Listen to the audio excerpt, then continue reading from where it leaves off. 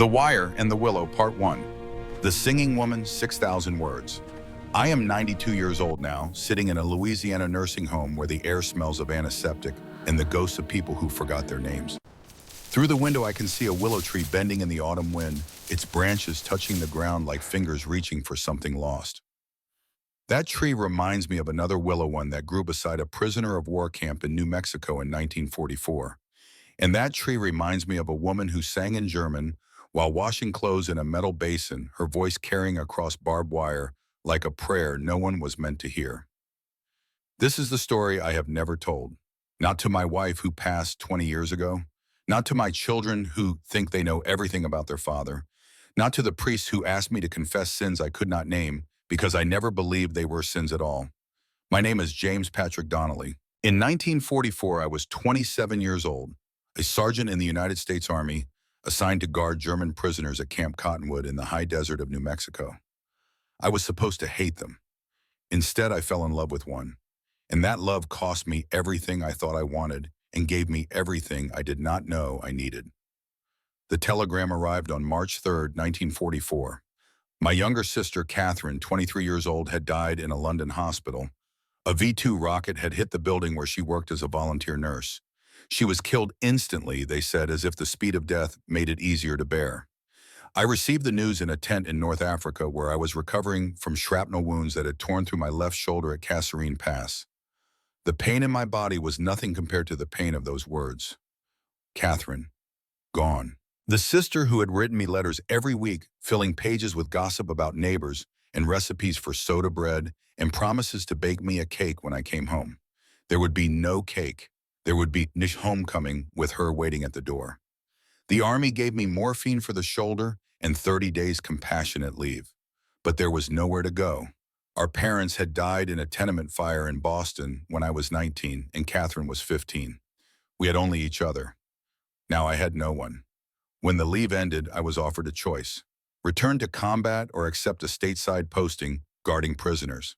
The doctor said my shoulder would never fully heal, that I would always have limited mobility in my left arm. Combat duty was no longer an option, really, though they phrased it as if I had a choice. I chose New Mexico. I chose desert and distance, and the hope that maybe the emptiness of the landscape would match the emptiness inside me. Camp Cottonwood sat 30 miles west of Albuquerque, surrounded by red sand and scrub brush and sky so big it hurt to look at. The camp held 400 prisoners, including 38 women. These were not soldiers. They were clerks, translators, nurses, cooks. Women who had been in the wrong place when the war swept over them, who had been labeled enemy, and shipped across an ocean to a land that did not want them. I arrived in late March when the desert was still cold at night, and the wind carried the smell of creosote and distance. The camp commandant was Colonel Theodore Walsh, a West Point man with gray temples and eyes like rifle sights.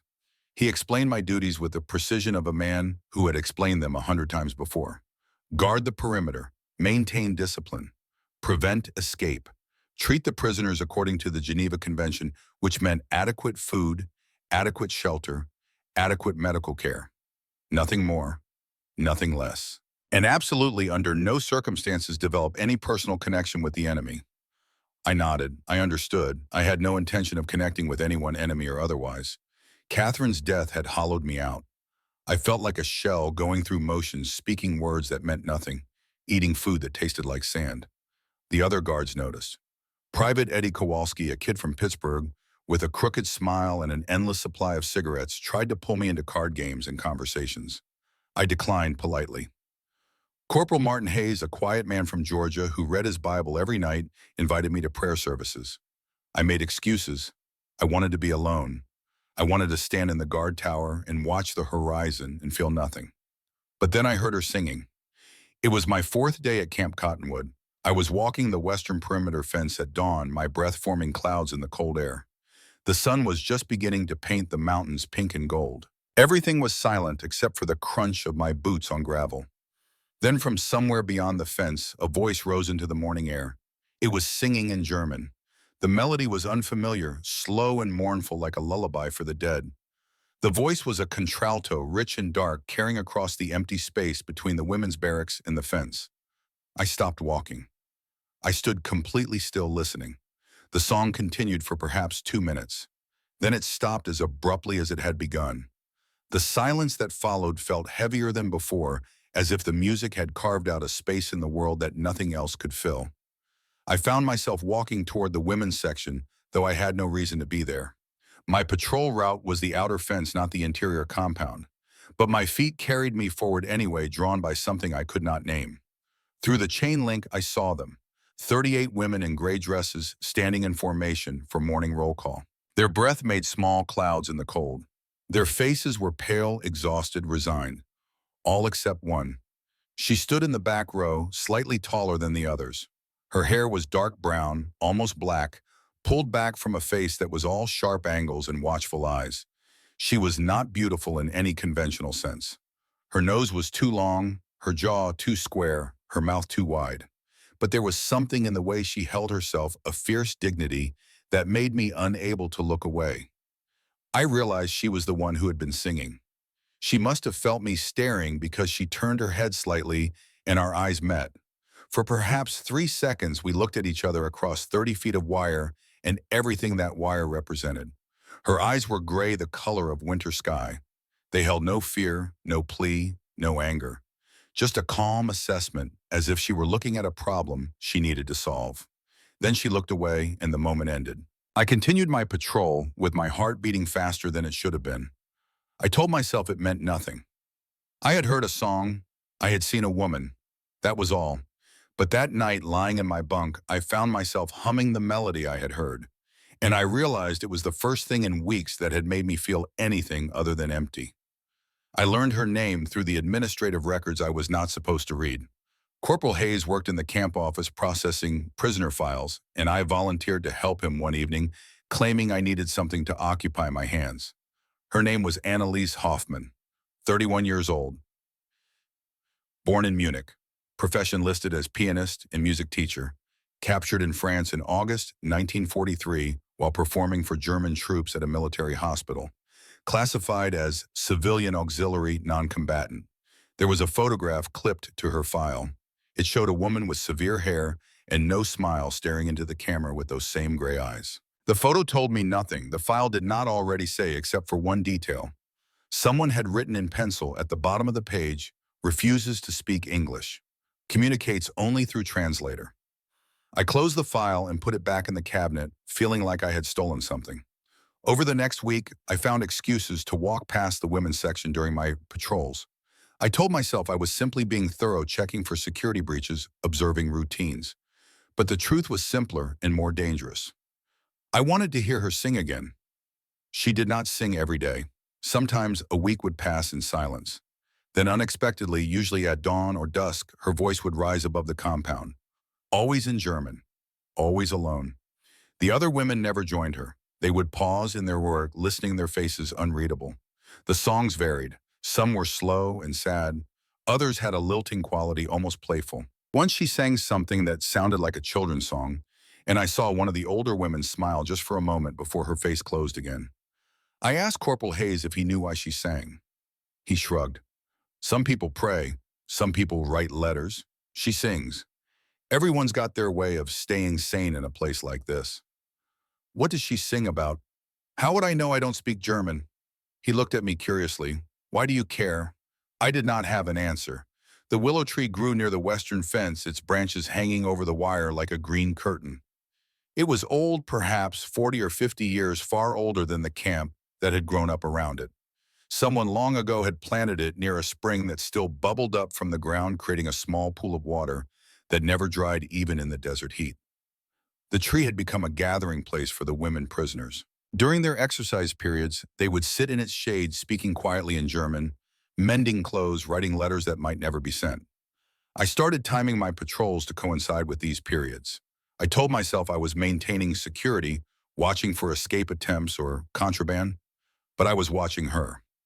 Anneliese always sat slightly apart from the others, her back against the trunk of the willow. She would tilt her head back close to her eyes and let the dappled sunlight fall across her face. Sometimes she would hum softly melodies I could not quite hear. Sometimes she would be completely still, so motionless she might have been carved from stone. One afternoon in mid-April, something changed. I was walking my patrol route when I saw her standing alone by the fence looking out at the desert.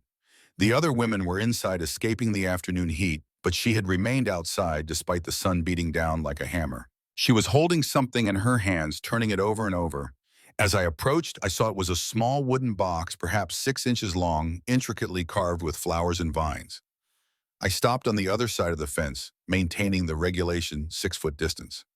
"That's a beautiful box," I said, knowing she would not respond. She never spoke to the guards, but I said it anyway, filling the silence with words that meant nothing. She looked up at me. For a long moment, she simply stared, those gray eyes measuring something I could not see. Then, to my complete shock, she spoke. It was my mother's. Her English was heavily accented but clear. "She kept her mother's ring inside. The ring is gone, taken when I was captured, but I still have the box." Her voice, speaking English, was different from her singing voice. Lower, rougher, as if she were forcing words through a throat not designed for them. I should have walked away. I should have reported that prisoner designation F-22 had lied about not speaking English. But instead, I moved closer to the fence. "I'm sorry," I said, "about your mother, about the ring." She looked at the box in her hands. "My mother died in 1940. Pneumonia. The ring was all I had left of her. Now I have this box with nothing inside." "Why did you tell everyone you can't speak English?" She raised her eyes to mine. "Because if they know I can understand them, they will expect me to respond, and I have nothing to say to any of you." "But you're speaking to me now." A ghost of a smile crossed her face. "Yes, I wonder why that is." We stood there in silence, separated by wire and the weight of nations at war. The sun beat down. Somewhere in the distance, a coyote yipped. "You sing," I said finally, "every few days. Why poem?" She considered the question. "Because it is the only thing they cannot take from me. My career, my home, my freedom, all gone. But they cannot stop me from singing. Even here, even now, my voice is still mine." "What do you sing about?" "Everything." "Nothing." "Old songs my mother taught me. Folk songs from Bavaria. Lieder by Schubert and Brahms. Sometimes I make up my own songs about this place, about the willow tree, about what it feels like to be a number instead of a name." "What is your name?" She looked surprised by the question. "You do not know." "I know what the file says, but I'm asking what you want to be called." Another long pause. Then Annalise. "My name is Annalise." "James," I said. "My name is James." She studied me with those gray eyes. "Why are you telling me this, James?" I did not have an answer. Or rather, I had an answer I could not speak aloud. "Because your singing makes me feel less empty. Because when I look at you, I remember there are things in the world besides grief and duty. Because I am lonely, and you are lonely, and maybe that is enough to bridge the distance between us." Instead, I said, "Because you're not a number. You're a person, and persons have names." She nodded slowly. "Yes, they do." She turned to go, then looked back. "Do not speak to me again, James. It is not safe for either of us." She walked away, still holding the empty box, and I was left standing at the fence, wondering what I had just started and whether I could stop it even if I wanted to. That night, I could not sleep. I lay in my bunk staring at the ceiling, replaying the conversation in my mind. Her voice, her face, the way she said my name. Eddie Kowalski noticed my restlessness. "You all right, Sarge? You've been tossing around like you got ants in your bed." "I'm fine." "You don't look fine. You look like a man with something on his mind." He lit a cigarette, the match flaring bright in the darkness. "Woman trouble." "No." "Liar." He took a drag, the tip glowing red. "I've seen that look before. My brother had it when he fell for a girl my ma said wasn't good enough for him. Walked around like a ghost for months." "There's no woman, Eddie." "If you say so." He stubbed out the cigarette and rolled over. "But whoever she is, be careful. Getting your heart involved in this place is a good way to get it broken." After he fell asleep, I got up and walked outside. The night was clear, the stars so bright and numerous they looked like salt spilled across black cloth. I walked toward the fence line, not sure where I was going, only knowing I could not stay still. As I approached the western perimeter, I heard it again. That voice rising into the night air. But this time the song was different. Softer, almost a whisper made of melody. I moved closer, staying in the shadows. Through the fence, I could see her sitting beneath the willow tree, barely visible in the starlight. She was singing to herself, her arms wrapped around her knees, rocking slightly. I stood and listened until the song ended. Then I turned and walked back to the barracks, knowing I was already in too deep to find my way back out. The next day, during the afternoon exercise period, I found a small piece of paper tucked into the fence post near the willow tree. It was folded twice, no bigger than my palm. I palmed it quickly, looking around to make sure no one had seen.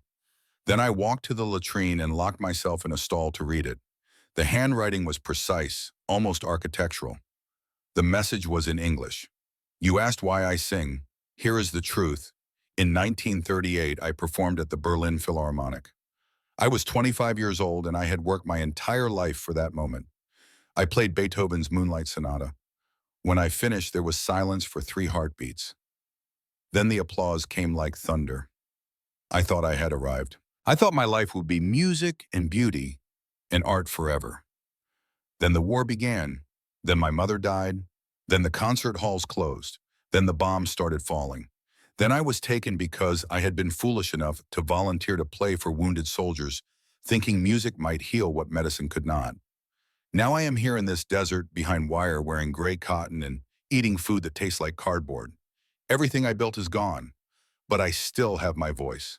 And when I sing for those few minutes, I am not prisoner F-22.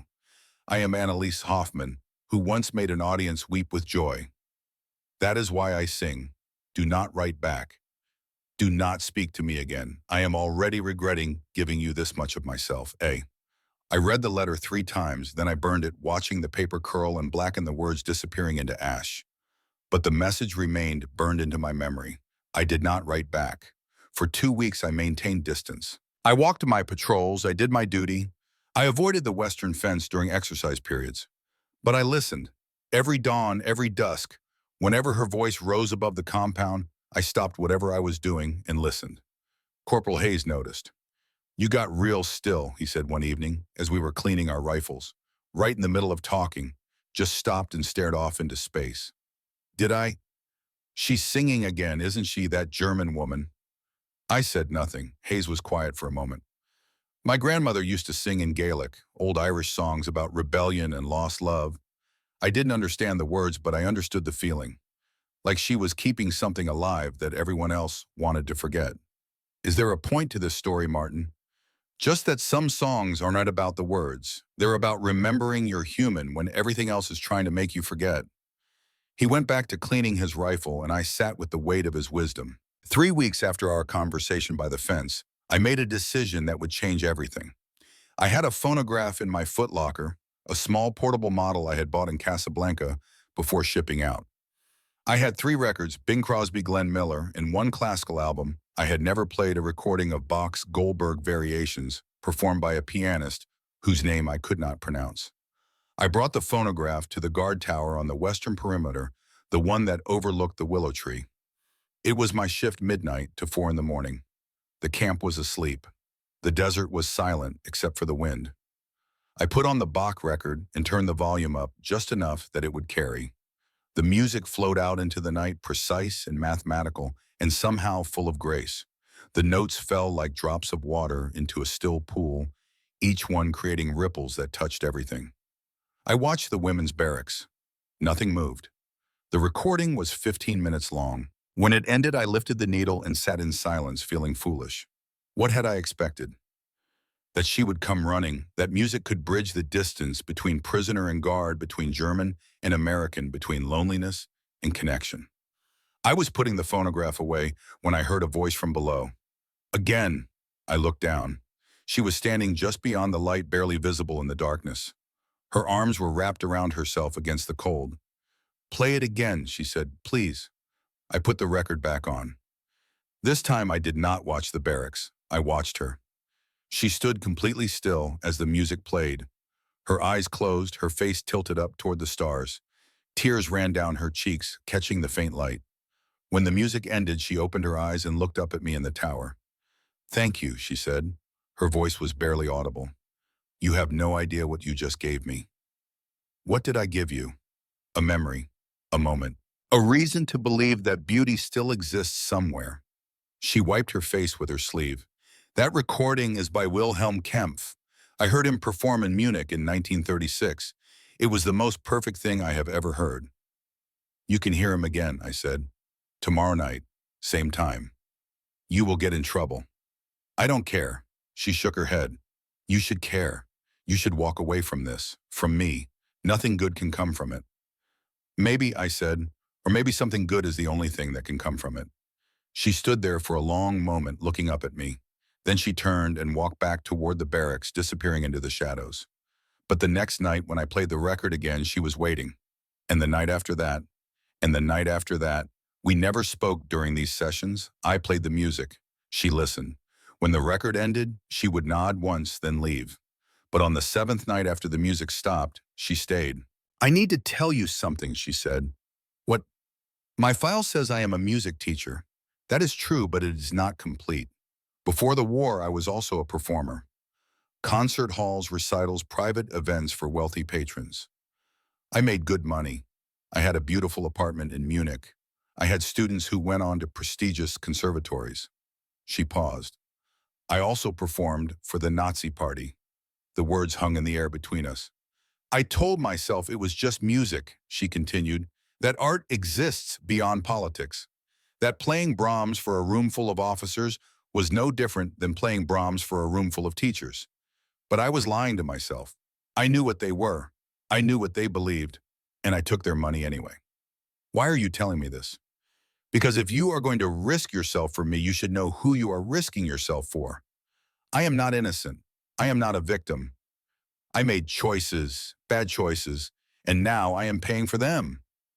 I thought about this, about the complexity of guilt, about the lies we tell ourselves to survive. We all made choices, I said finally. Some of us joined armies. Some of us played music. Some of us did both. The war doesn't care about our reasons. It just eats us all the same. That is a bleak philosophy. It's an honest one. She smiled for the first time. It transformed her face, completely softening the sharp angles, bringing light to those gray eyes. You are not what I expected, James. What did you expect? Someone who hated me. Someone who saw enemy before human. She looked away. Someone easier to dismiss. I'm sorry to disappoint you. You have not disappointed me. You have terrified me. Because now I have hope. And hope is the cruelest thing you can give a prisoner. Before I could respond, she turned and walked away, leaving me in the tower with a phonograph and a question I could not answer. Was I giving her hope, or was I giving myself hope? And if hope was cruel, why did it feel like the only thing worth holding on to? The following week, Colonel Walsh announced that the prisoners would be put to work in the camp's expanding vegetable garden. It was May and the desert was warming up. Food supplies were strained. The Geneva Convention required productive labor from able-bodied prisoners. The women would work 3 hours each morning, tending crops under the supervision of armed guards. I volunteered to be one of those guards. Eddie pulled me aside after the announcement. What are you doing, Sarge? Following orders. Bullshit. You hate gardening. You told me you killed every plant your mother ever gave you. Maybe I want to learn. He studied my face. Or maybe you want to be near someone. I met his eyes. Drop it, Eddie. I'm trying to help you. Whatever you're thinking, stop. I've seen men court-martialed for less. Hell, I've seen men shot for less. I'm not doing anything wrong. Not yet, but you're thinking about it. I can see it in your face. He gripped my shoulder. Brother, I'm begging you. Walk away before you can't. I nodded. Thanks for the concern. But I did not walk away. The next morning, I stood in the garden watching Annalise kneel in the dirt, her hands gentle as she planted tomato seedlings. She worked with the same precision she brought to everything else, placing each plant at exactly the right depth, patting the soil with careful attention. The morning sun caught in her dark hair. Sweat ran down her neck. She did not look at me once. But when the work period ended and the women filed back inside, she dropped something in the dirt near where I stood. It was a small folded paper. I picked it up after she had gone. There is a German folk song my mother used to sing. It is called Die Gedanken sind frei. The thoughts are free. It means that no matter what chains bind the body, the mind remains free to think, to dream, to remember. I think of this song often now. My body is here behind wire, but my mind travels. Sometimes to Munich, to my mother's kitchen, where bread was always baking. Sometimes to Paris, where I performed at the Salle Pleyel. Sometimes to places that never existed except in my imagination. And lately, my mind travels to a guard tower, where a man plays Bach in the middle of the night for no reason except kindness. I do not know what this means. I do not know what happens next, but I wanted you to know that my thoughts are free, and they are thinking of you. Forgive me, forget me, or risk everything. The choice is yours. E. I stood in the garden holding the note, feeling the desert sun beat down on my shoulders. The choice was mine. But standing there reading her words, I realized the choice had already been made. Part 2, The Garden and the Risk, 6,000 words. The garden became our meeting place, though we rarely spoke. Every morning for 3 hours, the women tended vegetables under the May sun, while guards watched from the perimeter. I stood at the western corner, near the willow tree, where I could see Annalise without appearing to watch her specifically. She worked with focused intensity, never looking up, never speaking. But twice a week she would leave a note hidden beneath a rock or tucked into the fence wire. And twice a week I would retrieve it. I never wrote back. The risk of being caught with incriminating evidence was too great. Instead, I found other ways to respond. When she wrote about missing German bread, I traded 3 days' worth of cigarettes to a supply sergeant for a loaf of pumpernickel. I left it wrapped in cloth near the fence. It disappeared by morning. When she mentioned that the record player had given her the first peaceful sleep she'd had in months, I started playing different music. Schubert Lieder, Brahms intermezzos, Mozart piano concertos. I did not know if these were pieces she knew, but I hoped the familiarity of German composers would bring some comfort. And when she wrote that she felt invisible, erased, reduced to nothing but a number and a gray dress, I did something reckless. I stole her file from the camp office. It was surprisingly easy. Corporal Hayes had been transferred to another duty, and his replacement was a lazy private who spent most of his shifts sleeping. I waited until he was snoring, then slipped into the file room and found the cabinet marked Female Prisoners F1 through F30. Annalise Hoffman, Prisoner F22. I did not take the entire file. Too obvious. Instead, I carefully removed the photograph clipped to the front page, the one showing her with severe hair and no expression, looking at the camera like it was another enemy to be endured. I replaced it with a different photo, one I had taken myself with a box camera Eddie had lent me. In this photo, Annalise was in the garden, her face turned toward the sun. Her eyes closed, a small smile playing at the corners of her mouth. She looked peaceful, human, real. It was a tiny act of rebellion, changing one photograph, but it meant that anyone who opened her file would see her as I saw her, not as the army wanted to see her. I kept the original photo. I should have destroyed it. Instead, I hid it in my footlocker, wrapped in an old shirt, a secret I could not bring myself to eliminate. Eddie noticed the camera when I returned it. "Get some good shots," he asked, loading film into the device. "Just the garden. The tomato plants are coming in nice." "Right, the tomato plants." He closed the camera back and handed it to me. "You know what your problem is, Sarge? I'm sure you're going to tell me. You think nobody notices, but we all notice. The way you volunteer for garden duty, the way you stand at that western fence like you're waiting for something, the way you go up to the tower at midnight when you're not even on shift." My chest tightened. "Eddie, I'm not going to say anything. Neither is Martin. We figure you got your reasons." He lit a cigarette, the smoke curling blue in the afternoon light. "But Walsh ain't stupid. Neither are the MPS who come through on inspections. Eventually someone's going to notice, and when they do, it's going to be bad. I'm not doing anything wrong. You're lying to yourself, brother, and that's the most dangerous thing you can do." He walked away, leaving me standing there with the camera and the weight of truth I did not want to acknowledge. That night, I almost did not go to the tower. I almost stayed in my bunk, played it safe, put distance between myself and the danger I was courting. But when midnight came, my feet carried me up those metal stairs. And when I put on the record, Annalise was already waiting below. She looked different tonight. Her hair was loose, falling past her shoulders instead of pulled back. The moonlight caught silver threads I had not noticed before. She looked older, more vulnerable, more real.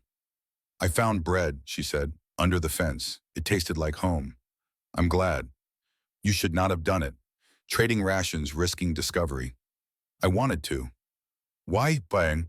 The question was not accusatory, it was genuine searching. Why do you care what happens to me? I thought about this, about Catherine's death and the emptiness it had left, about walking through the world feeling like a ghost, about how Annalisa's singing had been the first thing in months to make me feel alive. Because you remind me that there are still beautiful things in the world, I said, and I need to remember that, maybe more than you need the bread. She was quiet for a long time. The record played on. Bach's precise mathematics filled the desert night. Can I tell you something? She asked when the music ended. Anything. I am starting to forget my mother's face. I remember pieces, her eyes, her hands, the way she hummed while cooking. But I cannot see the whole of her anymore. It is like she is disappearing, and that terrifies me more than anything else in this place. Her voice cracked on the last words. Do you have a photograph? I asked. No, everything was taken when I was captured. My purse, my papers, the small album I carried with pictures of my mother, my apartment, my students. She wrapped her arms around herself. I have only this. She tapped her temple, and it is failing me. I thought of the photograph in my footlocker, the one I had stolen from her file. Close your eyes, I said. What? Close your eyes, trust me. She hesitated, then did as I asked. Now describe your autumn, every detail you can remember. Say it out loud. She took a shaking breath. She had brown hair, lighter than mine. It went gray early, starting at the temples. She wore it in a bun at the back of her head, always neat, never a strand out of place. Good. What else? Her eyes were blue, bright blue like cornflowers. They crinkled at the corners when she smiled, which was often. She had a gap between her front teeth that she was self-conscious about. She would cover her mouth when she laughed. Annalisa's voice grew stronger as she spoke, the words coming faster. She was short, barely 5 feet. She wore an apron constantly, even when she was not cooking. It was green gingham. I bought it for her birthday in 1937. She loved it. Her hands were always rough from work, but gentle. She would braid my hair before bed, her fingers moving through the strands like music. She hummed while she worked. Always the same song. A lullaby her mother had sung to her. Tears were running down Annalisa's face, but she was smiling. She smelled like vanilla and bread dough and the lavender soap she made herself. Her voice was soft, but it could carry when she was angry. She called me Liebling, darling. Even when I was grown, even when I was performing in concert halls, I was still her Liebling. She opened her eyes. I remember. I can see her. Then she is not gone, I said. Not as long as you remember. Thank you, she whispered. Thank you, James.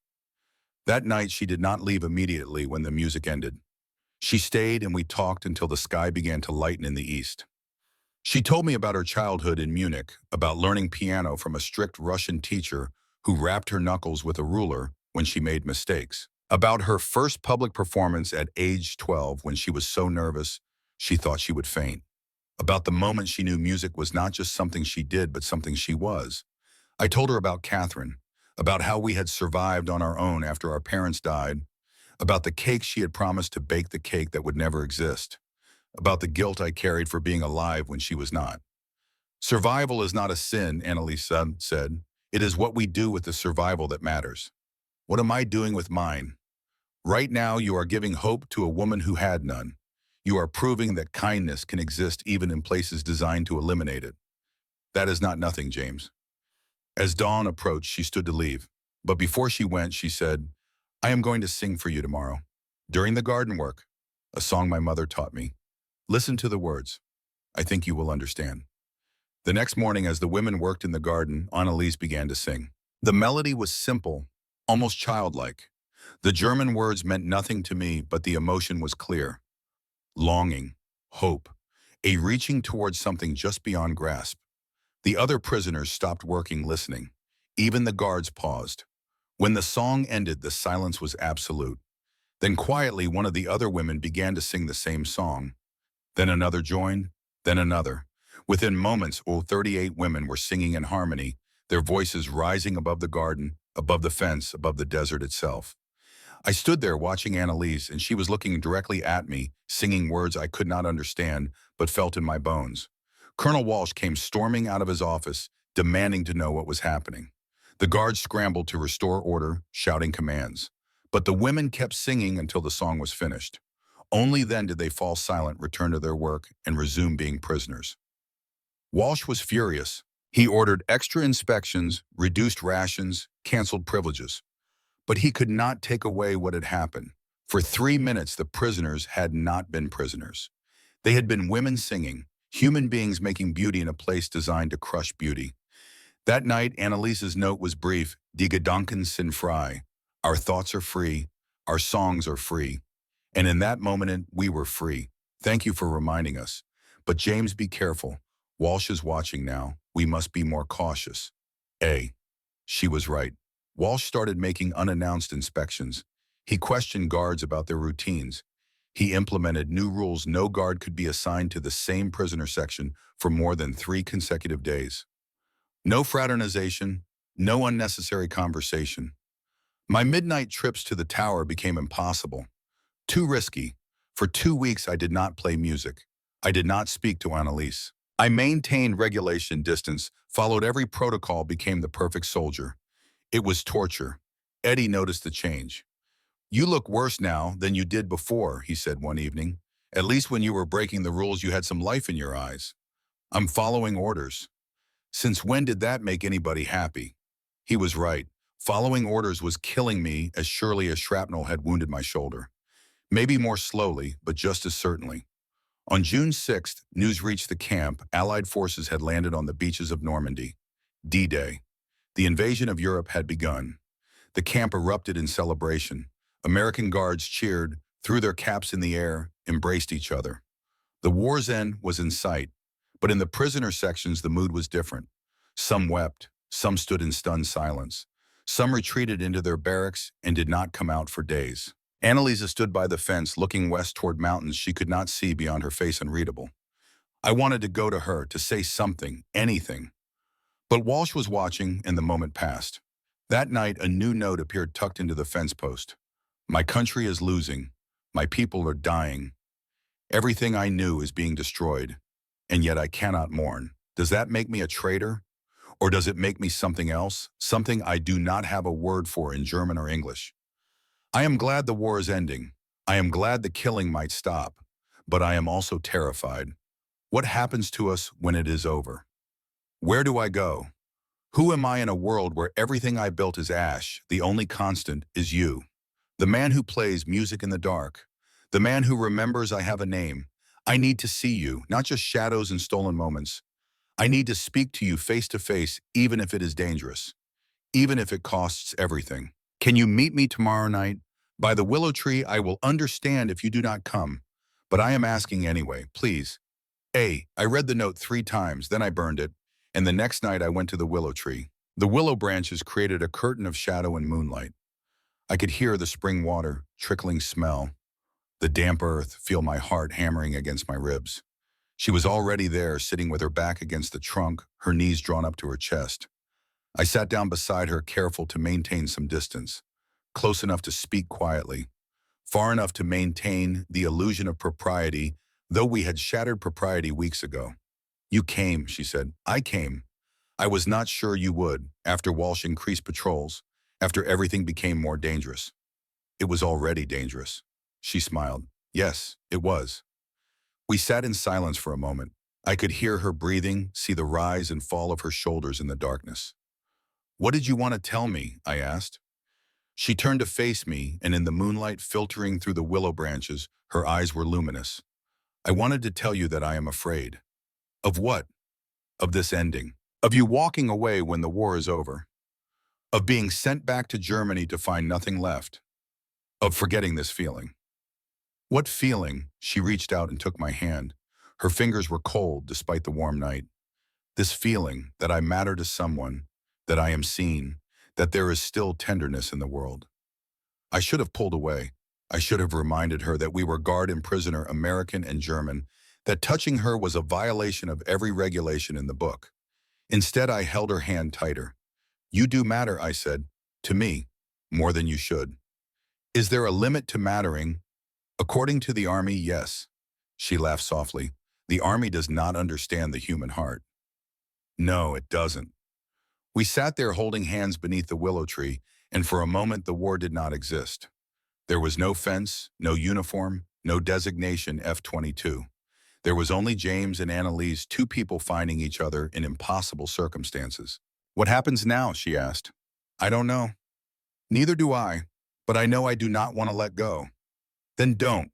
And we sat there until the sky began to lighten, holding on to each other and the fragile, impossible hope that somehow, against all logic, this might not have to end. The transfer order came 3 days later. I was reassigned to Camp Lordsburg, 200 miles south, effective immediately. Walsh delivered the news himself, his face carefully neutral. "You're being moved to a camp that needs experienced guards. You ship out tomorrow morning." "Sir, This is not a discussion, Sergeant.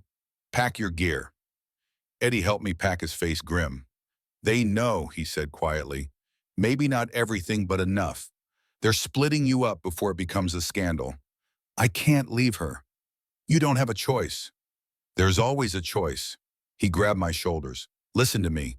If you desert, they will hunt you down. If you refuse orders, they will court-martial you. If you try to take her with you, they will charge you with kidnapping a prisoner of war. Any way you slice it, you lose. The only question is how much you lose. Then I lose everything. Or you go to Lordsburg, serve out your time, and find a way to reach her when the war ends. Stay alive. Stay free. Stay able to fight for her later. Later might be too late. It's the only option you have got." That night, I broke every rule I had left to break. I stole a guard uniform from the supply shed. I forged a movement order. I walked into the women's section as if I had authorization to be there.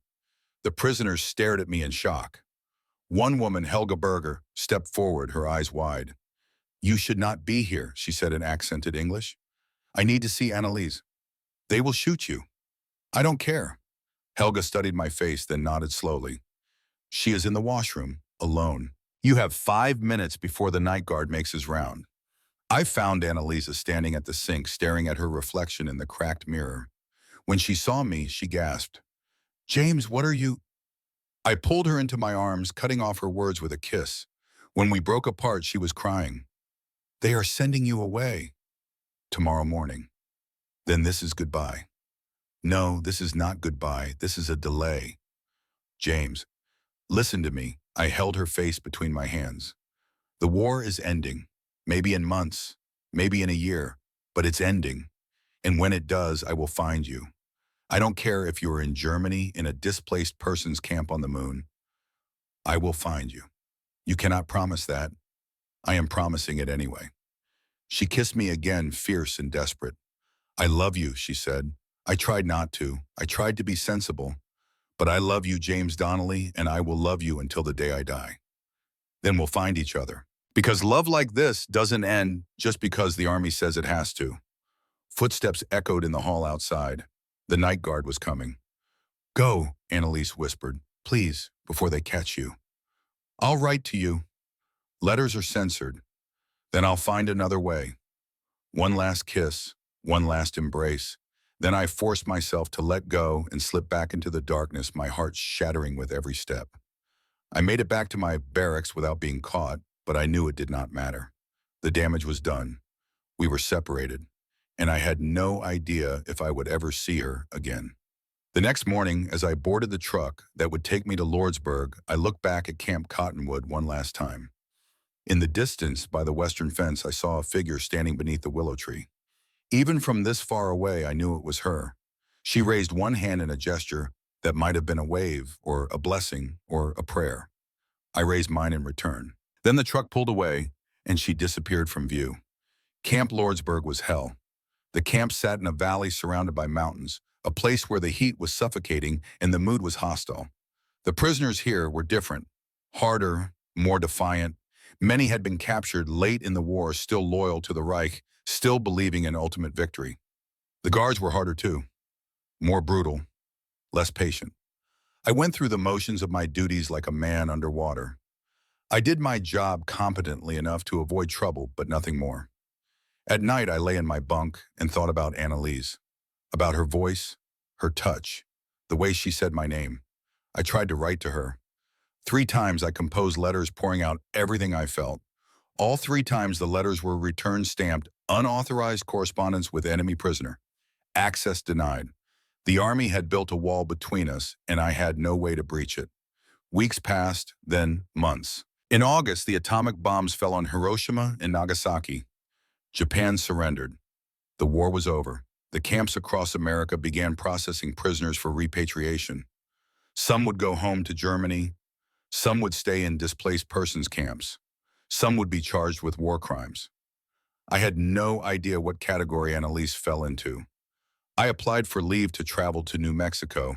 Denied. I requested a transfer back to Camp Cottonwood. Denied.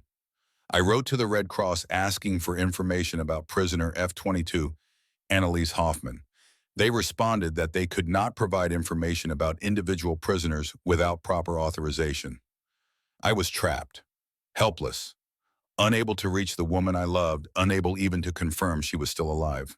Martin Hayes, who had also been transferred to Lordsburg, found me one evening sitting alone behind the mess hall, staring at nothing. "You look like a man who's lost his faith," he said. "Maybe I have." He sat down beside me. "Or maybe you're being tested. This is a hell of a test. The good ones usually are." He pulled out his Bible, worn and dog-eared. "There's a verse I always come back to when things seem impossible. Hope deferred makes the heart sick, but a longing fulfilled is a tree of life. My hope has been more than deferred, Martin. It's been destroyed. Has it? Or has it just been delayed? What's the difference? Destroyed means it's gone forever. Delayed means you have to wait. And waiting is hard, but it's not the same as losing." I wanted to believe him, but belief felt like luxury I could not afford. In November, I was discharged from the Army. My service was complete, my obligation fulfilled. I returned to Boston with nothing but my duffel bag and a photograph I should have destroyed months ago, Annalise in the garden, her face turned toward the sun. The city was celebrating. The war was won. The boys were coming home. The future was bright. But I felt like I was moving through a dream. Nothing seemed real. Nothing mattered. I got a job at a factory. I rented a small apartment in South Boston. I went through the motions of building a life. But every night I wondered where she was, if she was alive, if she thought of me, if she had forgotten.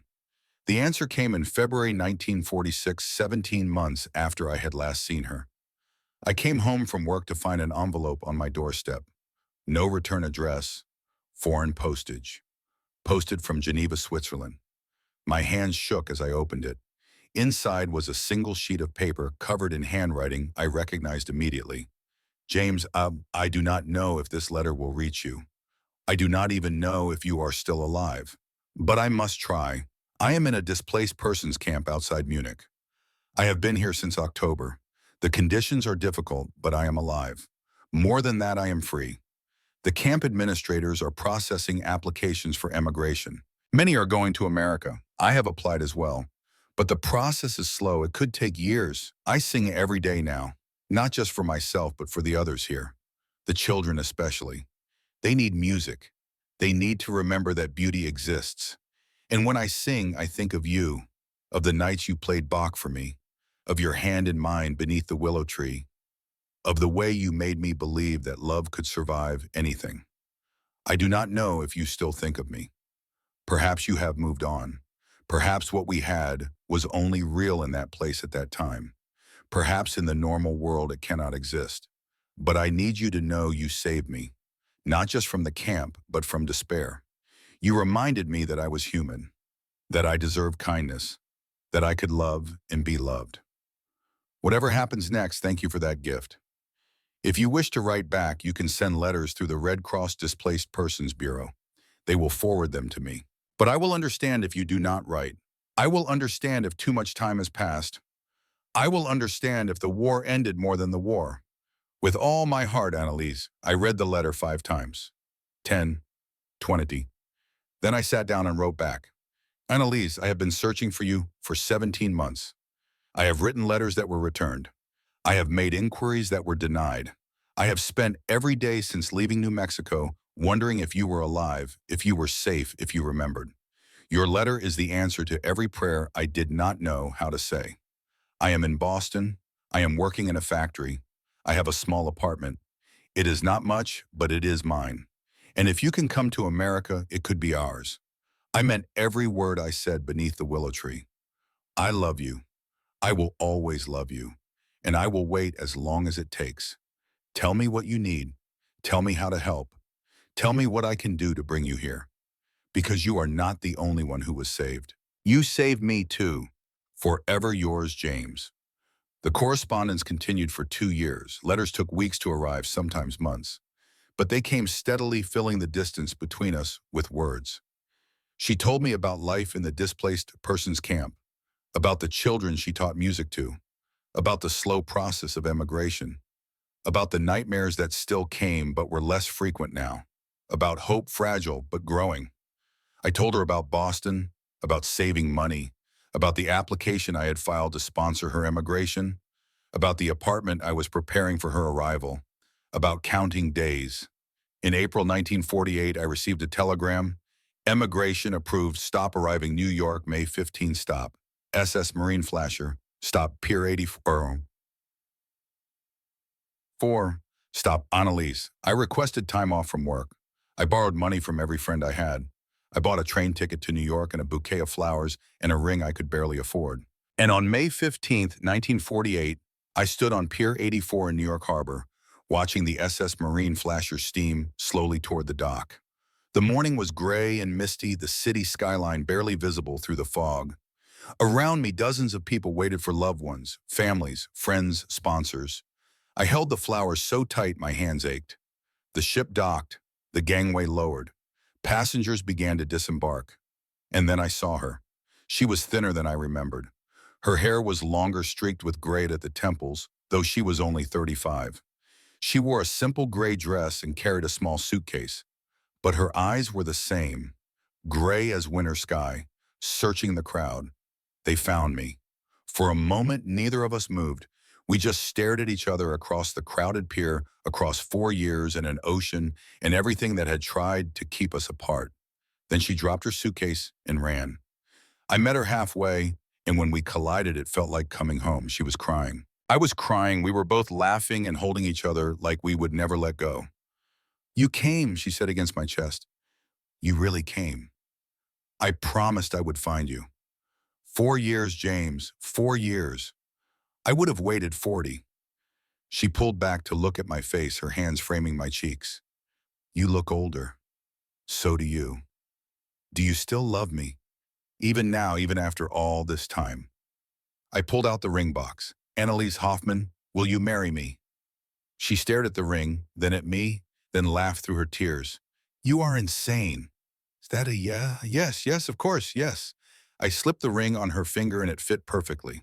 We were married 3 days later in a small church in Brooklyn. Martin Hayes traveled from Georgia to stand as my best man. Eddie Kowalski came from Pittsburgh.